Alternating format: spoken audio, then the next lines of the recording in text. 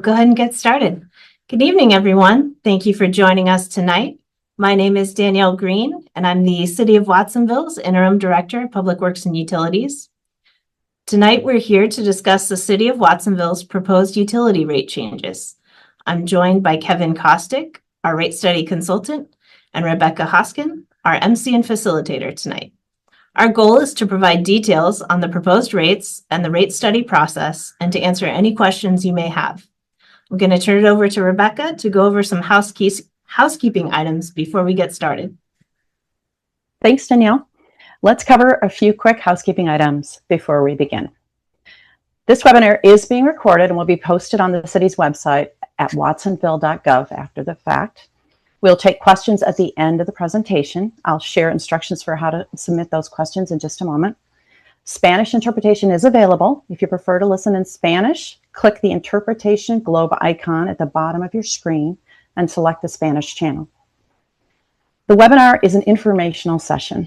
The formal public hearing on these proposed rate adjustments is scheduled for May 26th at 5:30 p.m. in the City Council chambers.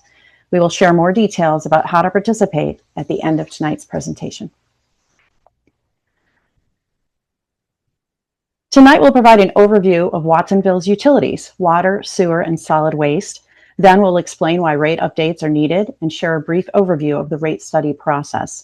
After that, we'll walk through the proposed rates and what they mean for your utility bill. We'll close by discussing how to participate in the public hearing process and answer any questions you may have. Again, we will take questions at the end of the presentation. If you have a question, to submit it, click on the Q&A icon at the bottom of the screen, type your question, and hit send. We'll then call on those questions and address them as many as we can. And with that, I'm going to turn it over to Danielle to share more about your utility systems. Thank you, Rebecca. When you turn on the tap, flush the toilet, or set your garbage bins at the curb, Watsonville's local teams make sure everything works 24 hours a day, 7 days a week. Let's take a look at each of the city's 3 utilities. We'll start with what it takes to ensure you can have clean, potable water available at the turn of a faucet handle anytime you need it. The water system is made up of 178 miles of underground pipes throughout the city, 6 water storage tanks, and 12 groundwater wells that deliver clean water to a total of approximately 15,000 connections.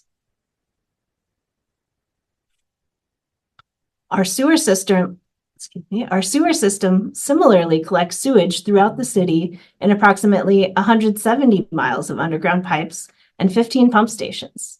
That's 5.5 million gallons of sewage that is produced every single day that then travels to the city's wastewater treatment plant for processing. Properly treating this water protects our surrounding sloughs and the ocean. We also treat wastewater from neighboring districts who pay their fair share of the costs. Our third utility is solid waste. The operation includes 52 employees who do far more than just pick up trash. They run the city's very own landfill, the Waste and Recycling Center, which is located on Harvest Drive. They sweep more than 10,000 miles of city streets every year and oversee our regulatory compliance programs, such as the organic waste diversion requirement that was established by SB 1383.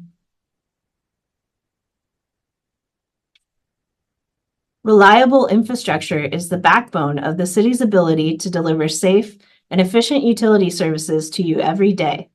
Maintaining and upgrading these systems is essential to reduce service interruptions, meet health and environmental standards, and extend the life of the equipment that serves you. As we will discuss in this next section, much of this existing infrastructure is aging and urgently needs attention.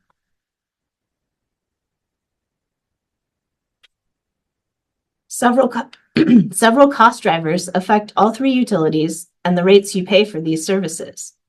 Like every household and business, the city faces sharp inflation in construction materials, energy, and labor costs, which continue to rise over the years.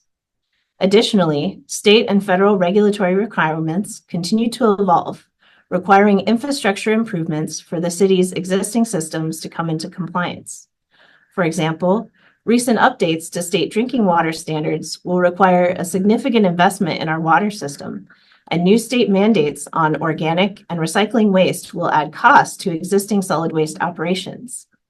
In addition to new regulatory drivers, a large portion of your utility rates go toward investing in the replacement of existing assets that are rapidly reaching end of life.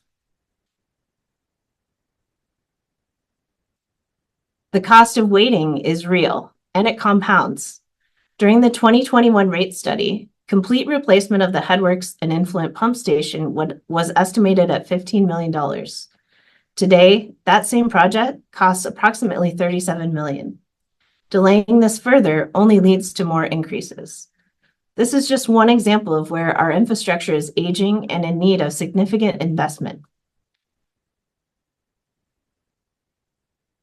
Let's dive a little deeper into the key investments that are needed in each of our 3 utilities to keep them running smoothly.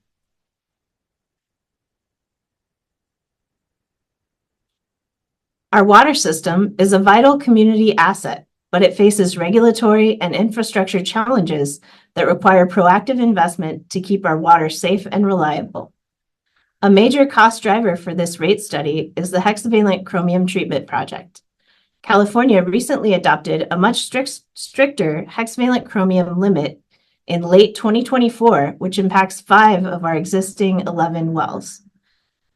Design is underway to add treatment to these wells to meet this new standard by the end of 2030. This project alone is estimated to cost $25 million.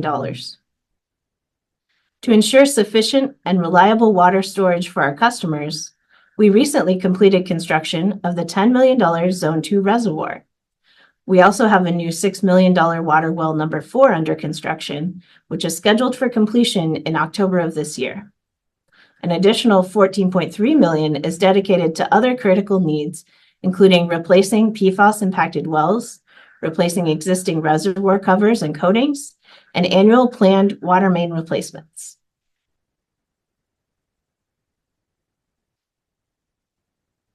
The Solid Waste Enterprise Fund is currently in a healthy position. This is largely due to the successful completion of our major landfill project, which we completed in 2025. This has stabilized our long-term waste disposal costs. In solid waste, our primary infrastructure is our vehicles. The focus of this capital improvement plan is the systematic replacement of our aging fleet. Maintaining modern trucks reduces emergency repair costs and ensures reliable service for trash and recycling.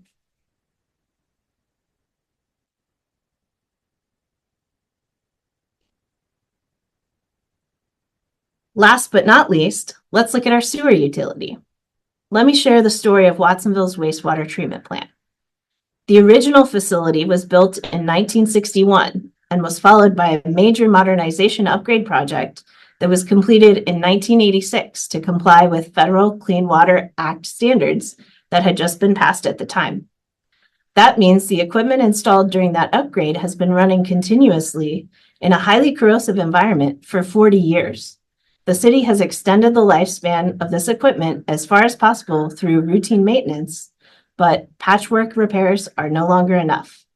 The headworks and influent pump station, the front door of the treatment plant, requires a complete replacement of pumping and screening facilities, grit removal, and the associated electrical systems to keep the plant functioning safely.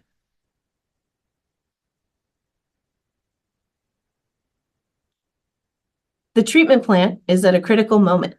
We're facing a significant $62.4 million investment needed for wastewater, driven by the fact that nearly every component of the facility is past its useful life. The city is already investing in upgrading and protecting the facility's electrical system with a $20 million electrical system hazard mitigation project. We have successfully offset these costs for our customers by obtaining a $17 million FEMA grant. This project is currently under construction and is anticipated to finish early next year. We have also completed roughly $3.3 million in smaller but critical repairs to the treatment facility, which include a SCADA system replacement, gravity thickener rehabilitation, and boiler and pump overhauls to keep the aging plant operating safely. The next planned project that I mentioned earlier is the Headworks and Influent Pump Station project, which will be one of the largest investments the city has made in the wastewater plant since the previous major upgrade made 40 years ago. To make this investment responsibly, the city secured a $37 million low-interest state loan and also received $2 million in community grants to help spread the cost of the investment equitably to current and future ratepayers across the anticipated useful life of the project.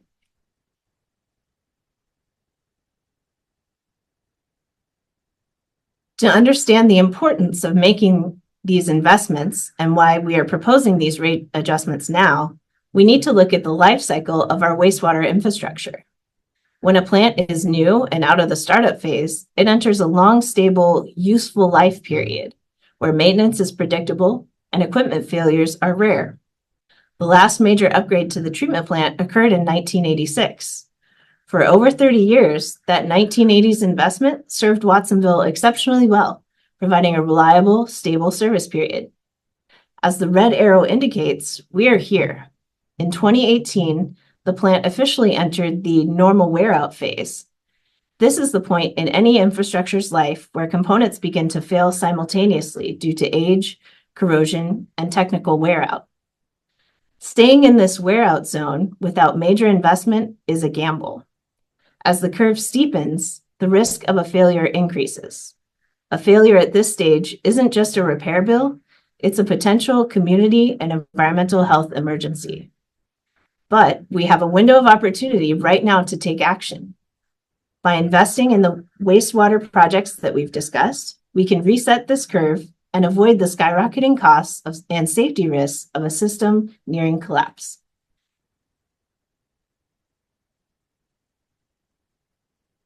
As you can see, the utility systems need upgrades, and soon. If proposed rate adjustments are not approved, the consequences can be severe. Without planned replacement, the city will pay top dollar for emergency repairs. Public health and environmental risks increase. We face a higher probability of sewer spills into local waterways and potential fines for not meeting strict state water quality standards, and utility funds would be depleted. My point is, without rate adjustments, the city will struggle to cover basic daily operations, let alone meet any new state regulatory mandates across all three utilities.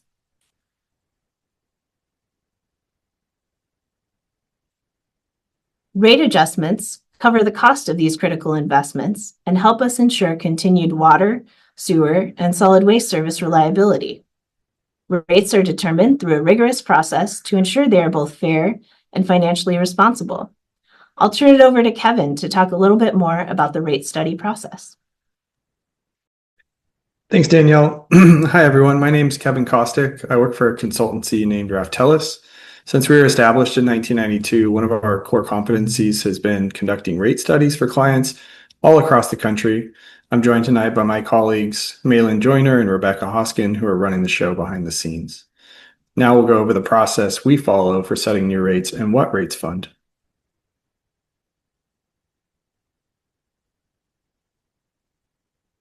Unlike parks or public safety, utility services are funded entirely through customer rates. The utilities are called enterprise funds, and by law, the city can only charge what it actually costs to provide service.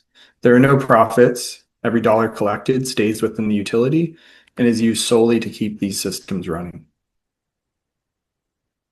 The rate study itself is a financial planning process to determine fair and adequate water, sewer, and solid waste rates.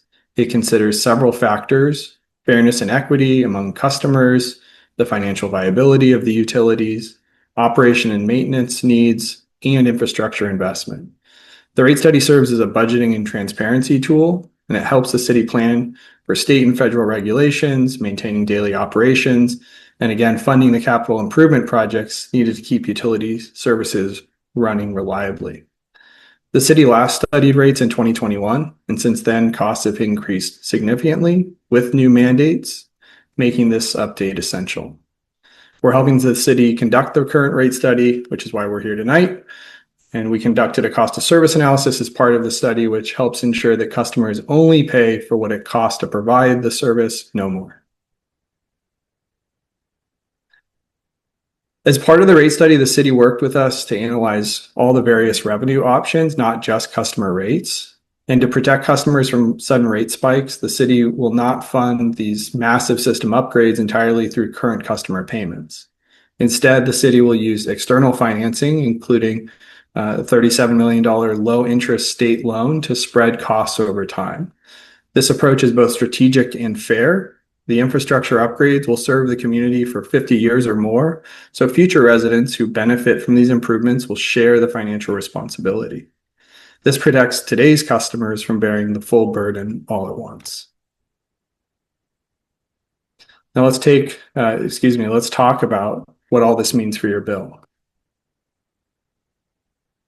Your monthly utility bill includes charges for the 3 different services: water service, sewer service, and solid waste, or sometimes called trash service. As you've already heard tonight, these bills cover more than just the water that flows from your tap or down your drain. Utility systems need to be regularly updated, upgraded, and maintained to ensure reliable service. The city's proposing rate adjustments that keep the same rate structures, meaning the city's only changing how much it charges, not how. And now we'll take a closer look on the services. So for water, residential water rates have 2 parts. Well, all water rates have 2 parts. But for residential users, you pay a fixed monthly fee based on the size of your water meter and a usage charge based on how much water you actually use. And those water use are within 3 different tiers. The usage is divided into 3 tiers that increase as use increases. In other words, the more water you use, the higher the rate per unit of water. And the tiers pictured here explain how much water you can use before moving into the next more expensive tier. Commercial type customers pay a single uniform rate for their water use depending on the type of use. For sewer, residential customers pay a flat monthly service charge. That means this is the number you can expect to see on every utility bill each month. Commercial and industrial customers pay a fixed charge, plus a charge based on the volume and the strength of their wastewater. Solid waste is a flat monthly fee based on the size of the trash and recycling bins you choose, meaning you can expect to see this number on every utility bill unless your service changes. The more waste you produce, the more you pay. For context, most residential customers have either a 32 or a 68-gallon cart service. Here's how the rate changes might impact your bill. For water, a typical residential customer would see an increase of $3 to $4 per month in the first year based on typical use. For sewer, the adjustments are larger because of the critical infrastructure improvements we discussed. For a single-family residential customer, that translates to approximately $9 per month in the first year. For solid waste, the proposed rates would be an increase of 75 cents to $1.50 in the first year. Putting it all together, a typical single-family home would see an estimated monthly increase of about $14. And if adopted, the new rates would take effect on July 1st, 2026, with annual adjustments each July 1 through 2030. This chart puts Watsonville rates in perspective. You can see that even after the proposed adjustments, Watsonville's combined utility rates remain the lowest in the region. These adjustments will help to ensure that the city can continue to deliver reliable, safe services and remain competitive with neighbors. If you'd like to explore how the proposed rates would impact your specific bill, we encourage you to visit watsonville.org, navigate to the proposed utility rate adjustments page, scroll down to the interactive 5-year bill calculator. The recording playing on the screen shows you how to get there and input information into the tool. And we'll show a QR code later that'll lead you to the site.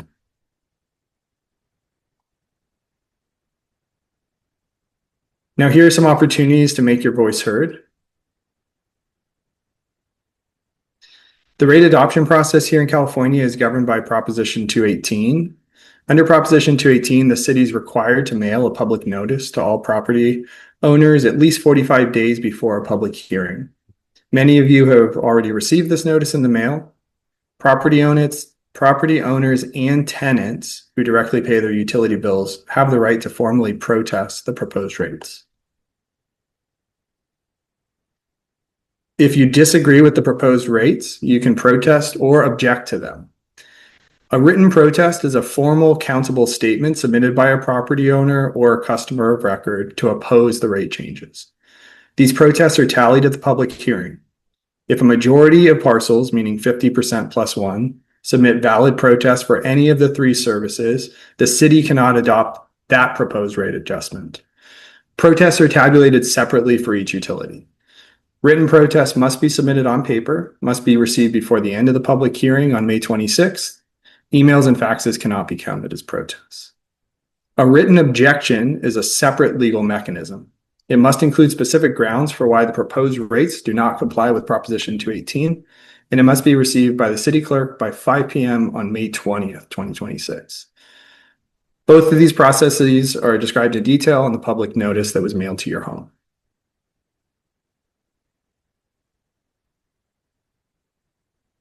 Here are key dates for the process. You're attending tonight's community webinar, which is your opportunity to learn and to ask questions. We also spoke with community members at the farmers market on April 17th and with treatment plan tour on April 24th. There are a few additional opportunities to engage coming up in May. Again, written objections must be submitted to the city clerk by 5 p.m. on May 20th. And the public hearing will be held on Tuesday, May 26th at 5:30 p.m. in the Watsonville City Council chambers. Again, written protests may be mailed or hand delivered in advance or brought to the public hearing itself. If the city council adopts the proposed rates, the new rates would take effect again on July 1st of this year, 2026, with annual adjustments each July 1st through 2030.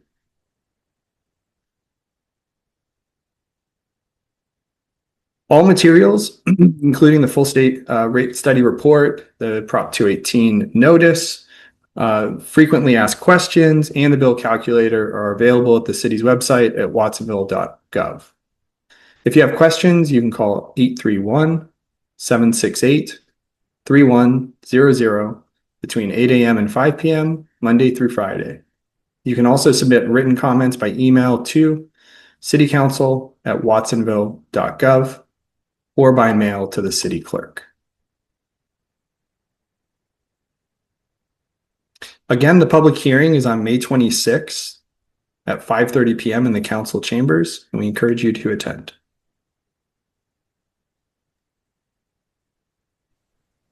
Okay, thanks, Kevin. It's now time to take your questions. So again, if you would like to submit a question, click on that Q&A button at the bottom of your screen, type in your question and hit send. And then we will read them off and address them and take as many as we can. So please feel free to submit your questions now.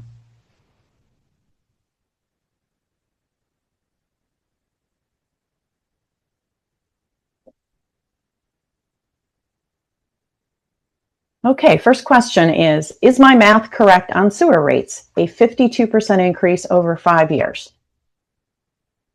Who would like to take that? Well, I'll say that this is Kevin. I don't have the specific math in front of me, but that sounds about right.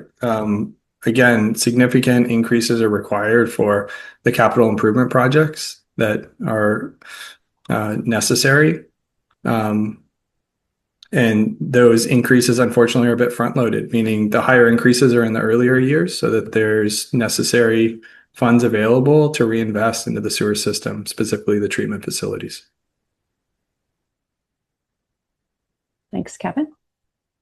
Any other questions?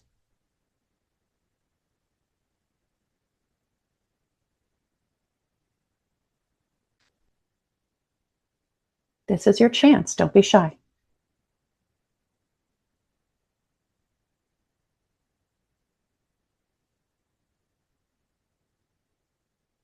Okay, another question. Has the consultant taken into account that there are about 1,000 homes in the senior villages that have only 1 or 2 residents? Sounds like you again, Kevin. I'm not specific with individual properties. And I wouldn't want to address specific properties? Danielle, you're muted. Sorry. Maybe if you could just talk about the the cost of service, how we have to go by connection. And it's not necessarily set by usage, or it is, but if you could talk about the Prop 218 and how we have to divide costs in accordance with that. Sure. So I think maybe the question is related to the fact that when we talk about the service, we're talking about service to a quote unquote parcel or property. So for a lot of properties, that's a 1-to-1. There's one dwelling unit on a parcel and there's 1 meter, and that's all. There are other types of residential properties that might be multifamily in nature, that might be individually metered. They might be master metered. They might be one APN. That's a parcel number, one parcel that's being served by one or more meters, and they're all sharing. They're sharing the service, and so they're sharing not just the costs for their individual, say, water meter or water use, but all the respective services for combined water, sewer, and solid waste. Okay, thank you. Any other questions?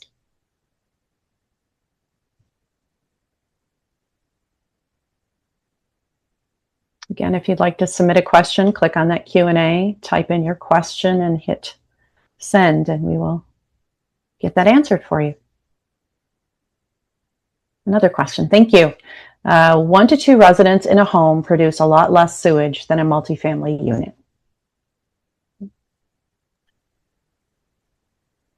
So charges are per dwelling unit, right? So we don't, we don't have charges where a 10-unit apartment complex pays the same dollars as a single family home.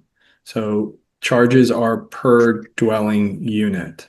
And that's true both of sewer service and also residential tiers for water service.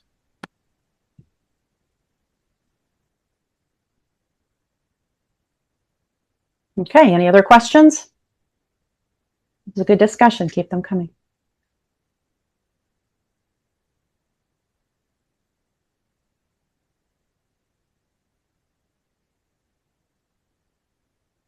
Nothing yet. Anything else before we close the evening?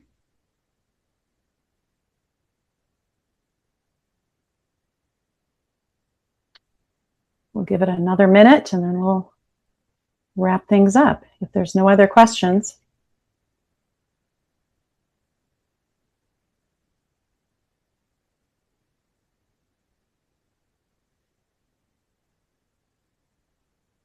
Okay, I'm not seeing any more. I'll turn it back over to you, Danielle. All right. Well, thank you for taking the time to attend tonight's webinar. Please remember that the public hearing is on Tuesday, May 26th at 5:30 p.m. in the City Council chambers.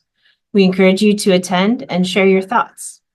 All information is available at our website, watsonville.gov, and you can always call 831-768-3100 with questions.